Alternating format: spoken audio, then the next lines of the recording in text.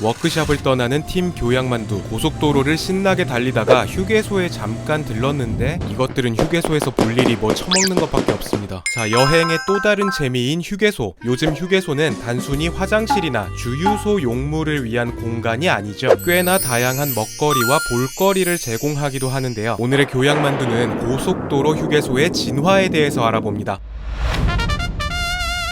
말을 타거나 직접 걸어서 이동해야 했던 조선시대에는 지금의 휴게소와 비슷한 역할을 했던 곳이 바로 주막입니다. 신라나 고려시대에도 주막과 비슷한 역할을 하던 곳이 있었다는 설이 있지만 제대로 기록이 남아있는 건 조선시대부터죠. 임진왜란 중에 의병장 정경운이 쓴 일기인 고대일록에서 주막이 언급됩니다. 가보년 11월 17일 가론 주막에서 숙박했다. 주막이 헐리고 패하여 다만 몇 채만 남아있었다.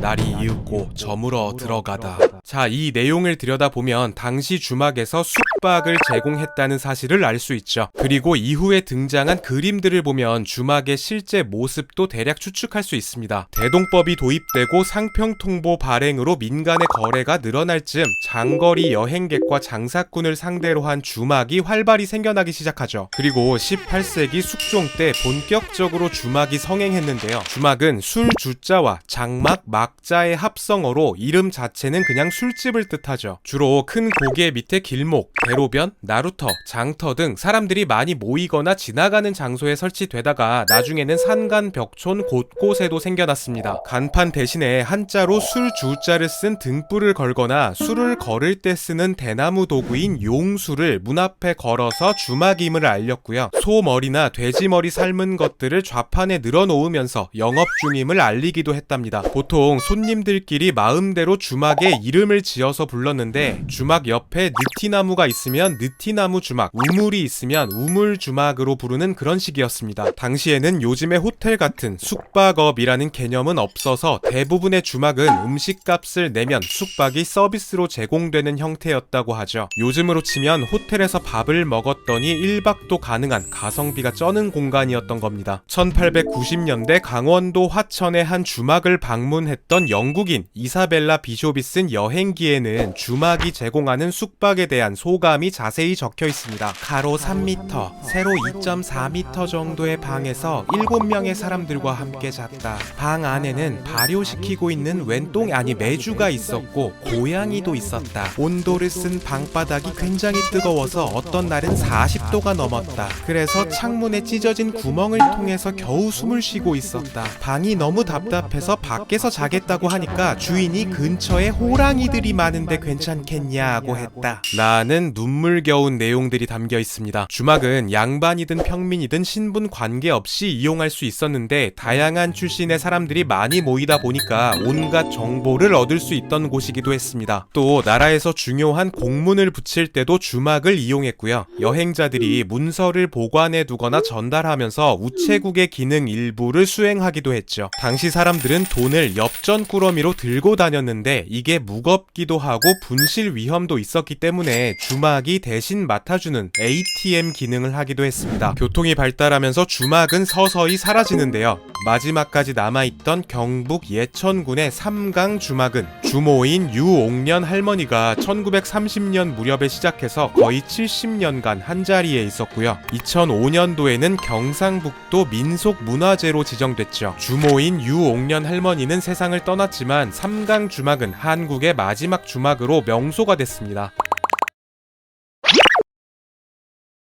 주막의 핵심 기능을 지금은 고속도로 휴게소가 맡고 있죠. 우리나라 최초의 휴게소는 추풍령 휴게소. 최초의 휴게소가 추풍령에 만들어진 이유는 의외로 단순한데요. 서울과 부산의 중간 지점이 바로 추풍령이었기 때문입니다. 당시 추풍령 휴게소에는 대통령만 이용할 수 있는 전용실도 있었고 휴게소 근처 숲에는 동물원까지 있었다고 합니다. 원숭이나 타조, 토끼 등이 있는 작은 동물원이었는데 근처에 다른 볼거리가 없었던 주변의 어린이들도 자주 방문했다고 하죠. 추풍령 휴게소를 시작으로 지금은 전국에 약 200여 개의 휴게소가 영업 중입니다. 한국도로공사 도로설계 요령에 따르면 피로 누적으로 인한 사고 예방을 위해서 지방 지역 고속도로에는 휴게소를 적정 간격으로 설치해야 하는데요. 보통 15에서 25km 간격으로 휴게소 설치를 권장하고 있고요. 대형 휴게소를 짓기 어려운 구간이라면 간이 휴게소나 졸음 쉼터라도 꼭 마련해야 합니다. 자, 여러분, 휴게소에 들리면 통감자나 맥반석 오징어 많이들 드시죠? 휴게소에서 먹을 수 있는 음식이 점점 다양해지고 있는데 지난 5년간 명절 때 전국 휴게소에서 가장 많이 팔린 음식 부동의 1위는 아메리카노였습니다. 심지어 2위는 아메리카노 외에 다른 커피류고요. 3위는 호두과자, 그 아래로는 떡꼬치, 핫도그, 우동 등이 순위에 올랐죠. 그리고 지역별 휴게소마다 유명한 메뉴 랭킹도 있는데요. 서울 만남의 광장 휴게소에는 말죽거리 소고기 국밥이 유명하다고 하고요. 횡성 휴게소에는 한우 떡 더덕 스테이크, 안성 휴게소에는 방송을 타고 떡상한 뒤로 이제 휴게소 공식 메뉴가 된 소떡소떡이 있죠. 그 외에도 보성 녹차 휴게소의 벌교 꼬막 비빔밥과 금강 휴게소의 도리뱅뱅 정식 등이 순위권에 들었다고 합니다. 휴게소의 이름은 보통 해당 휴게소가 위치한 지역명에서 따오지만 어떤 경우에는 지역의 명물을 붙여서 짓기도 합니다. 예를 들어서 천안 호두 휴게소.